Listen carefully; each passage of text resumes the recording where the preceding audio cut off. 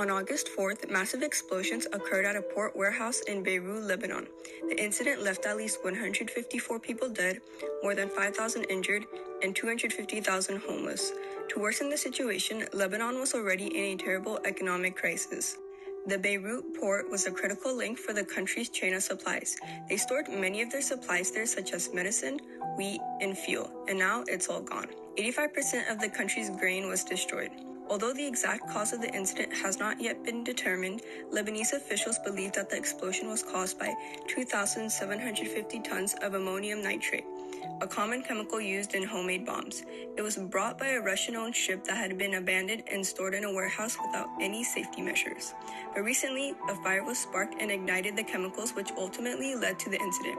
There were two explosions. According to the United States Geological Survey, the second explosion was much more deadly and was very similar to a 3.3 magnitude earthquake.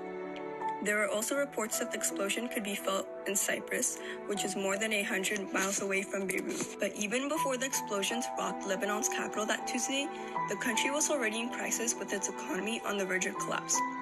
The nation's leaders have already mismanaged the economy for decades, namely with the whisking away of the hard-earned money of Lebanese people from banks to keep the government afloat, pay off public debts, and line the pockets of those in charge. That worsened an already bad situation. But even in the face of a disaster of this magnitude, the strength and resilience of the residents of Beirut has not gone unnoticed by the world.